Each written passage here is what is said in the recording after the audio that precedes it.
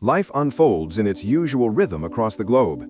Major political decisions are made in the White House, while outside its walls, ordinary people plan their futures, unaware of the monumental shift about to occur. Then, one fateful morning, everything changes. For reasons unknown, every carrier of the Y chromosome in the city suddenly perishes. This means all male beings, from animals and birds to human men, are gone. Among them is the nation's president. The only surviving males are a young, struggling illusionist named Yorick Brown and his pet capuchin monkey, Ampersand. In the event of an emergency, Regina Oliver was slated to assume the presidency. However, she was abroad during the catastrophe, and no contact has been made since. Predictably, this absence of leadership plunges the city into chaos. Riots erupt as women, overwhelmed with panic, begin to destroy everything around them, unsure how to proceed with their lives. Tension also mounts within the White House. Staff realize that within 2 weeks they will be entirely isolated. Coal and clean water supplies will deplete. Food reserves are also limited. Animals can no longer reproduce, and cultivating sufficient provisions in such a short time is impossible. This isn't just a local crisis, it's a global one. Senator Jennifer Brown steps up to lead. She's soon approached by Agent 355, a covert operative who reports being dispatched due to an urgent threat but hasn't received full instructions for her new assignment.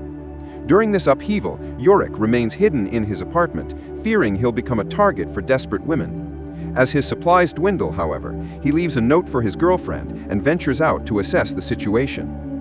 Meanwhile, Senator Brown sends Agent 355 on a mission to locate her daughter, Hero, who hasn't made contact since the disaster. Hero, however, isn't seeking safety. Instead, she travels to a relief center to aid those in need, including the wife of her deceased partner. Afterwards, Hero returns to her friend's hideout. At first glance, it seems there are other surviving men in the city, but it quickly becomes apparent these individuals were born in female bodies and have transitioned through hormone therapy. Thus, the mysterious event had no effect on them. In New York City, evacuation efforts begin, with heavy military vehicles patrolling the streets. Yorick knows to evade capture by the military. Still, he manages to slip into a local establishment to leave another message for his girlfriend. Yorick clings to the hope that she is alive and will return home if she sees his distinctive mark. Usually, Yorick maintains a low profile, but this time, things go awry. His capuchin monkey escapes, forcing Yorick to pursue him. The restless Ampersand descends into the flooded subway and vanishes into the murky water filled with fallen bodies. Battling his disgust, Yorick follows him, unwilling to lose his sole companion. At one point, Yorick believes he sees another living man nearby, but it proves to be an illusion. Shining his flashlight, he sees nothing but dirty water. After emerging from the water, Yorick sneaks into a clothing store to change. He fails to remain hidden, however. The shopkeepers spot the naked visitor and freeze in shock. One woman suggests apprehending him and handing him over to the authorities for a reward. But ultimately, pity prevails, and they let Yorick go, providing him with clean clothes. The stress Yorick has endured nearly pushes him to his breaking point. Reviewing videos on his phone, he remembers the day Ampersand entered his life.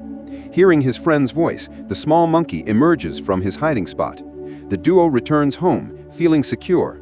But as Yorick hears the door open, he realizes he was mistaken. Someone has breached the apartment, and he'll have to defend himself.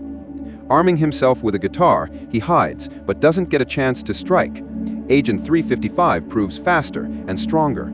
She disarms Yorick, and after a few hours, delivers him to his mother, Senator Brown. The pilots who brought Yorick to the White House are confined. Agent 355 explains they need rest after a long flight, but everyone understands the true reason. No one must discover that the new acting president's son has survived. Otherwise, accusations of conspiracy could surface, leading to even greater instability. Yorick himself is not pleased with the situation. After recovering from his ordeal, he decides to explore, but his curiosity nearly leads to disaster.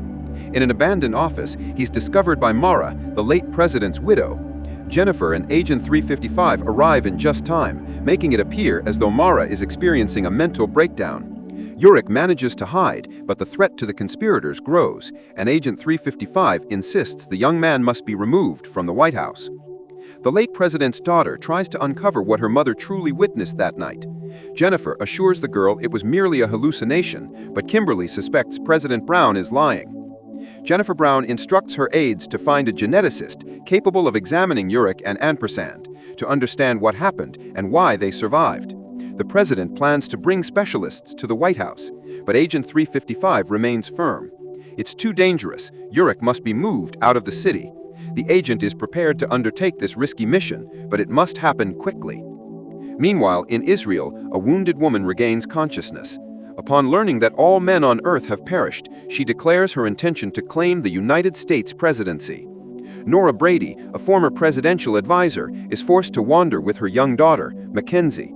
Having lost her husband and sons and left without means of survival, Nora struggles to compose herself, but ultimately resolves to fight for her and her daughter's lives. News reaches the White House that Regina Oliver, a leading candidate for the presidency, is alive. This causes a division among staff. One faction remains loyal to Jennifer Brown, the other aligns with Regina Oliver and Kimberly. Given the circumstances, Jennifer has no choice but to agree with Agent 355 and allow her son to be moved to a safer location. Agent 355 enlists the pilots who previously transported Uric, motivating them with promises of recognition and glory if they succeed. The only way to discreetly remove Uric from the building is in a cart filled with dead bodies. The young man attempts to refuse and devise another plan, but Agent 355 is unyielding. They cannot afford risks, and Uric must endure it. The agent successfully smuggles Uric out and transfers him to a helicopter, intending to pilot it herself. A second helicopter, carrying only female pilots, will fly ahead as a diversion. However, as soon as the helicopters reach a certain altitude and disappear from view, the escort helicopter loses control and explodes into a shower of burning debris. The sight horrifies Uric, but Agent 355 remains calm, knowing this was the cost of the pilot's silence. After several hours of flight, Agent 355 and Uric land in a forest for a brief respite. The agent, unable to tolerate the stench, asks the young man to undress. After riding in the cart with the corpses, he smells terrible, and it would be best to wash his clothes before continuing their journey. Meanwhile, Uric's sister Hero sets out to find a safe place, accompanied by her friend, a trans man. On the way, they stop at a looted store, hoping to find food. Instead, they encounter the frightened Nora and Mackenzie. Examining the girl's leg, Hero notices a severely infected wound and asks Nora to allow her to provide first aid so they can continue moving. Back in the forest, Agent 355 in Uric's camp is attacked by a band of desperate scavengers. Agent 355 tries to de-escalate the situation, but to avoid any risk, Uric dons a mask and waves a stick to frighten the women away, fearing they might jeopardize their plan. The unexpected guests leave, but Agent 355 and Uric decide not to stay put. They make their way to the nearest town, where they trade a helicopter generator and some explosives for a motorcycle. When Agent 355 inspects and checks the motorcycle, Uric, disregarding all safety rules, runs off to a deserted spot. Convinced he saw his girlfriend in the crowd, this foolish act lands him in a trap. He's surrounded by female officers who tear off his mask, discovering his secret. Agent 355 has to intervene to protect her companion. Fighting off the officers, she manages to drag Uric away, but as soon as they get a moment of respite, Agent 355 stops the bike to bring the reckless young man back to his senses, reminding him of the importance of the mission, a mission he had just nearly sabotaged. Meanwhile, Hero, her friend, and their new companions find shelter for the night in an abandoned women's refuge. Hero confides in Nora that her daughter has serious medical problems. She needs antibiotics, but pharmacies have long been plundered along with empty homes. Stricken with fear and helplessness, Nora steps outside to spare her daughter her tears. But outside, she faces a new challenge. Mounted women appear in the courtyard, claiming to be the rightful occupants of the house, and they don't seem pleased about uninvited guests. The rest of the visitors are quickly discovered by the horse-riding women as well. They are herded into the stables to reduce the number of mouths to feed. However, Nora notices something that might save them. One of the women is wounded, and Nora asks Hero to examine her and provide assistance. Hero tries her best, but the gunshot wound is too severe, and all they have are duct tape and a couple of rubber gloves. Hours of makeshift surgery bring no improvement. The woman's condition worsens, and the leader of the group, Roxanne, decides to end her suffering. To Nora's surprise, Roxanne proves to be unexpectedly kind and understanding. She invites the guests to stay for the night and promises to provide the antibiotics Mackenzie needs. As the group follows Roxanne, Hero realizes that antibiotics are just a small part of what the group controls. They own an entire shopping mall stocked with supplies. Meanwhile, Agent 355 and Yorick continue towards Boston, hoping to find geneticist Allison Mann. At the city's entrance, they encounter a heavily guarded military checkpoint armed with tear gas. Agent 355 proposes they split up. She will distract the soldiers while Yorick and Ampersand sneak around the blockade. Meeting Boston's colleagues, Agent 355 quickly realizes that the absence of men hasn't eliminated crime. Rebel groups constantly attack Harvard, attempting to break in and find answers. The plan works. While Agent 355 keeps the soldiers busy, Yorick slips into a headquarters building to hide. There, however, he falls into the hands of rebels, risking exposure. Luckily for him, the rebels mistake him for a trans man and let him go, even directing him to where he can find his people, obtain necessary hormones, and hide. At last, Yorick and Agent 355 locate Allison Mann's apartment and then her office at Harvard. The geneticist isn't thrilled to see strange visitors, but the moment Yorick removes his mask, she immediately understands their purpose. Mann realizes she must study the young man and his capuchin, but working at Harvard is impossible. There's no equipment or biological samples left. Therefore, she suggests the only feasible option: traveling to San Francisco to use the lab there. Agent 355 agrees to yet another perilous journey, but secretly sabotages their radio, cutting off their only means of contacting the president. She later uses the radio's malfunction as an excuse to leave, asking Yorick to watch over the geneticist while she finds another way to communicate with the White House. Meanwhile, political power struggles resume, but not everyone is focused on that. One of Jennifer Brown's aides, Christine, falls ill and fears she has lost her baby. However, an ultrasound reveals the opposite. The pregnancy is progressing, and it's quite possible the child is a boy. Agent 355 breaks into a stranger's house, only to discover that the homeowner is just as skilled and dangerous as the secret agent herself. A fight erupts between the two women. But once they allow each other to speak, it turns out both intruders worked for the same organization and came here for the same reason: to find the homeowner and eliminate her. After learning about the helicopter crash, Jennifer is beside herself with worry, but Christine tries to calm her. The search team reported finding only 2 pilots' bodies. The relief is short-lived. The president realizes that Agent 355 most likely staged the crash to eliminate unnecessary witnesses. A terrible thought strikes her. Yorick is in the company of a dangerous criminal, and there's no telling what Agent 355 might do to him. Regina Oliver, the main contender for the presidency, is brought to the White House. Taking advantage of this, Kimberly begins plotting a coup to remove the despised Jennifer Brown and eventually seize power herself. Meanwhile, Allison Mann confesses to Yorick that she isn't confident about the success of her research. She doesn't know if they'll have the resources to discover why the men died, or if it will even be possible to restore the male species.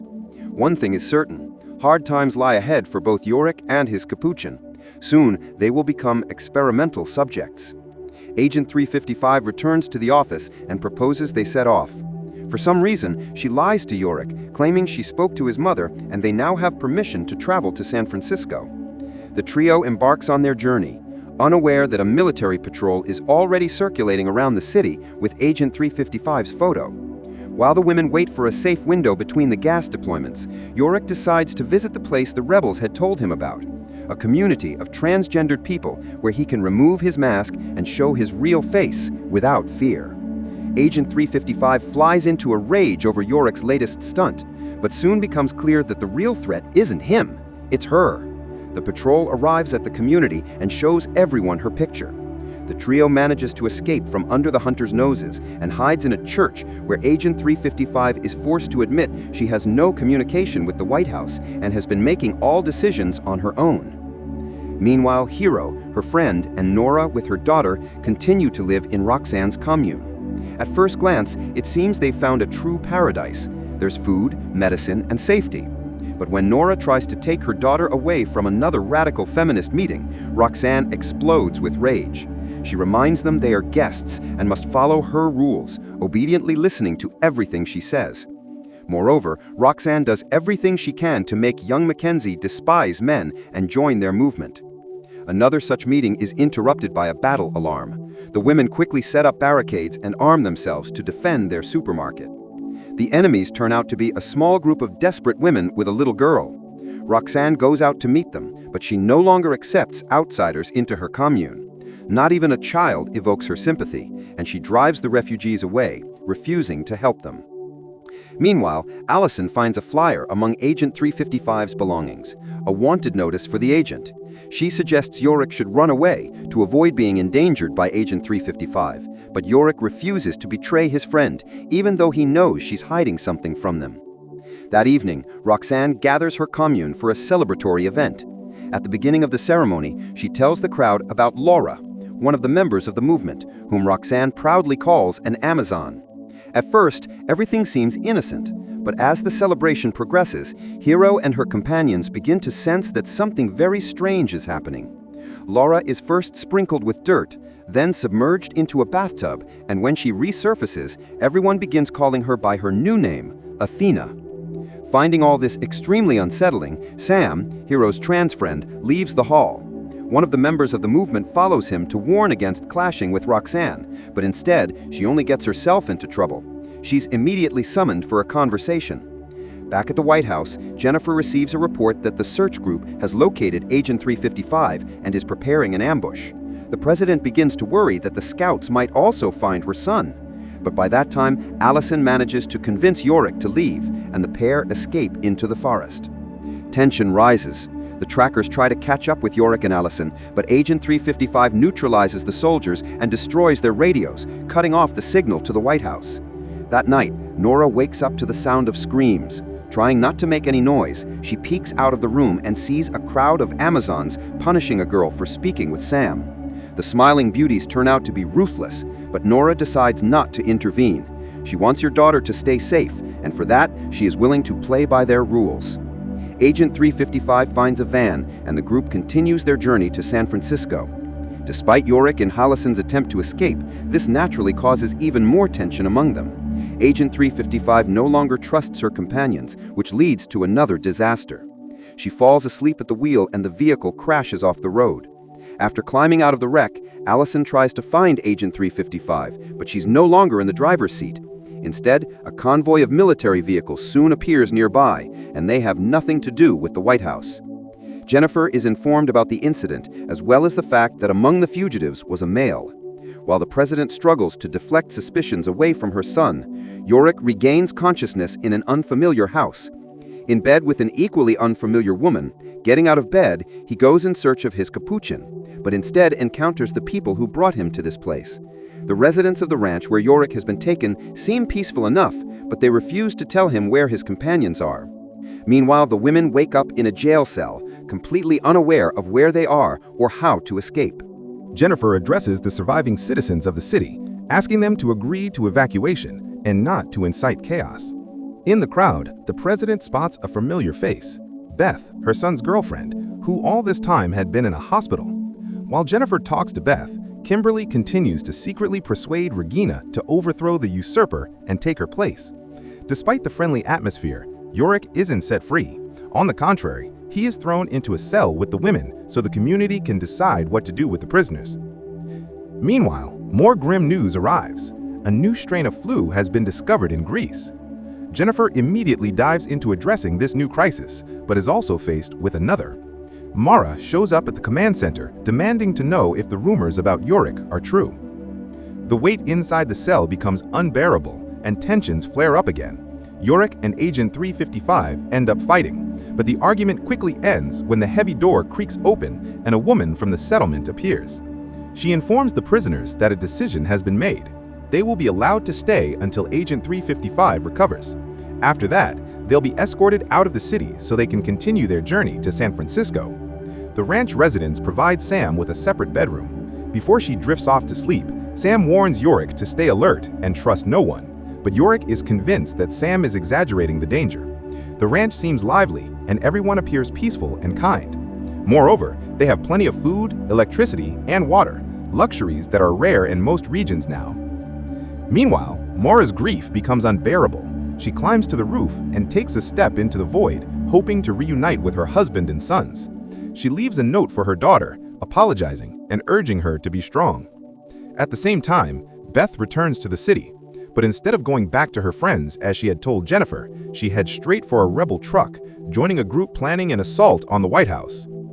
Back in Roxanne's commune, Kate, one of the Amazons, tries to leave the group, but Roxanne reminds her of the harsh rules, shooting the fleeing woman in the back.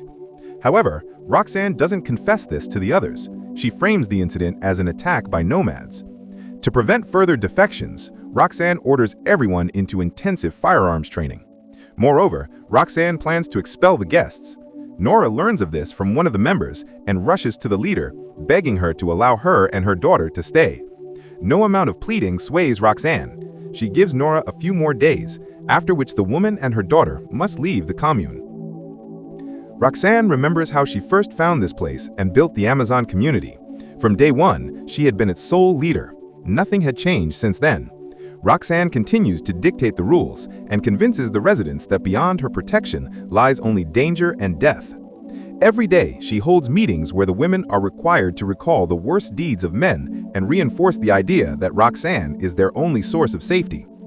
Sam is banned from these gatherings and begins preparing to leave, planning to occupy the guest houses by the lake and start his own community. But Hero has already started falling under Roxanne's influence. She's no longer sure she wants to leave. Roxanne witnesses an emotional argument between Hero and Sam. Seizing the opportunity, she manipulates Hero again, convincing her that even a non-biological male shouldn't speak to her like that. In the end, the friends part ways, and that night, Roxanne drives Sam out, allowing him to take a little food with him. The next morning, Roxanne doesn't tell Hero that she was the one who let Sam go. Instead, she does everything to comfort the girl, even organizing a farewell celebration in honor of saying goodbye to all things male. The festival ends with a noisy and cheerful party enjoyed by everyone. Everyone except Nora. Nora never manages to fit in with the group, and to get her revenge, she sets fire to the shopping mall while everyone sleeps. The Amazons manage to survive, but their supplies are destroyed. Nora hides her satisfaction behind a mask of sorrow, blending into the grieving crowd. Pleased with her actions, Nora prepares for a night escape. She heads into the forest to check her supplies, but instead finds a police car by the river filled with bodies. It becomes obvious that Roxanne is not who she claims to be, and Nora decides to use this information to her advantage. Choosing a moment when they're alone, Nora confronts Roxanne about her discovery. She promises to stay silent in exchange for privileges. She and her daughter must always have access to the best food, protection, and shelter. But Nora offers more than just silence. She promises to help Roxanne retain control over the group even after the loss of their supplies, ensuring that people won't abandon her. Roxanne accepts Nora's terms. She gathers her followers and delivers a loud, fiery speech, promising that they will overcome all hardships and conquer the world. Meanwhile, Agent 355 slowly recovers and even resumes her training, although she continues to suffer from hallucinations and visions. Despite this, she keeps a close eye on Yorick, who seems to have once again let his guard down and placed too much trust in the villagers. Her suspicions grow when one of the villagers approaches her, asking suspicious questions about a device found in the wrecked vehicle. The girl refuses to reveal what it is, but she clearly doesn't want Yorick to find out about the beacon. On Roxanne's order, Hero finds another settlement, a group of women who have created a memorial to honor the memory of men. Hiding behind the guise of protecting women's rights, Roxanne organizes a raid to steal food and supplies from the settlement. The Amazons unleash hell on the inhabitants of the memory town. But Nora quickly realizes something is wrong. Instead of simply taking food and water, the aggressive group is destroying everything in a frenzy. Nora doesn't like what she sees and tries to reason with Roxanne, but the deranged leader insists that this is the right path. Fully recovered from her illness, Regina Oliver prepares to overthrow Jennifer Brown. She instructs her allies to be ready for a coup within 30 minutes. Seeking additional support, Regina turns to Kimberly, but after her mother's death, Kimberly has lost her drive and no longer wants to be involved in the rebellion. At the same time, under the government building, Beth's team plants explosives. Jennifer Brown is summoned to the command center, where she is accused of hiding information about Yorick. To protect her pregnant aide, Jennifer is forced to confess, admitting that her son survived. She also reveals that he was sent to a geneticist in hopes of saving humanity. Although no one knows if he has reached his destination, even those who had supported Jennifer the day before now side with Regina. They demand that the liar step down and hand over power to the true president. But the discussion is interrupted. An explosion rocks the building, and it becomes clear that intruders have broken in. The rebels led by Beth storm the building. Making their way through the underground tunnels, they clash with the politicians, and the president's security service is forced to lay down their arms and surrender. Jennifer recognizes Beth despite her balaclava, but the girl manages to signal her to stay silent and not to expose her. Regina's desire to be president vanishes the moment danger appears. Thus, Jennifer Brown has to take responsibility and negotiate with the rebels, responding to their demands. The rebels move the hostages out of the control center, hoping to leave the building with them without encountering the feral townspeople. At that moment, Regina begins to assert that she is the rightful president and everyone must obey her. In a fit of rage, she accuses everyone of betrayal, attempts to expose her former allies, including Kimberly, and, as the final blow, announces that Jennifer Brown's son is alive. One of the rebels silences the hysterical woman with a bullet to the forehead, but the damage has already been done. Her words have been spoken, and more importantly, the rebels' plans are now thrown into chaos. Meanwhile, Yorick's prolonged stay at the settlement leads to trouble. The women, starved for male attention, begin hunting him, hoping to spend time with the last surviving male. Taking advantage of the moment when Yorick is distracted and Allison is socializing with the locals, Agent 355 sneaks into the forest to destroy the beacon that had been transmitting her location all this time. The rebels failed to evacuate the hostages in time. A second rival faction releases tear gas through the ventilation system. Gunfire erupts in the hallways. People scatter in panic, and those who don't escape in time fall dead to the floor. Beth secretly removes Jennifer's handcuffs and tries to lead her away. The president doesn't have time to save her pregnant aide, but Christine is not left alone. Kimberly stands up for her. Through the underground parking lot, the girls manage to reach an exit. At the memory town, among personal belongings, Roxanne finds a notebook listing the names of all surviving males. Now the leader has a new goal: to hunt down and destroy them all to free the planet. The Amazons decide to start with the young man they had already seen once, the one now living in the nearby village. Nora shows Roxanne his portrait. It's none other than Yorick Brown. Beth gives Jennifer her uniform. Before they part ways, Jennifer tells the girl that Regina's words were true. Yorick is alive. Roxanne and Nora set out to find the village where they believe the surviving man is hiding. But sensing danger, Agent 355 urges her companions to leave quickly. The news of their imminent departure doesn't please Yorick, but he's not ready to argue with the agent. However, it's unlikely they'll disappear in time. Roxanne has already located the estate and is preparing her squad to attack within a few hours. During a meeting, two nomads burst into Roxanne's camp. From them, Hero learns about the president's death. Not knowing that the title president didn't belong to her mother, Hero assumes it was her who died. In reality, Jennifer is still alive. Having mourned her daughter, she prepares to flee with Beth. The president can no longer stay in the city where a hunt has already begun for her. That night, Sam sneaks into Jennifer's house. The woman immediately recognizes her daughter's friend, and together they attempt to escape, but the house is surrounded. Christine and Kimberly find refuge in an abandoned barn. Waking up early in the morning, Kimberly tells her friend that she knows how they can all be saved. They need Yorick to continue the human race, and Yorick, it seems, agrees. That night, he sleeps with one of the village women who had long set her sights on him. Their idol is shattered when the Amazons, led by the crazed Roxanne, storm the village streets, demanding that the man be handed over. Agent 355 jolts awake at the sound of gunfire. She orders Yorick's new girlfriend to get him out of the house while she stays behind to repel the attack. Realizing they are heavily outnumbered, Agent 355 steps outside with her hands raised, pretending to be frightened of the intruders. She brings out the local trans man, passing him off as the real survivor. A serious firefight breaks out on the main street. The sounds of gunfire distract Agent 355's convoy, and she uses the moment to disarm her enemies and escape.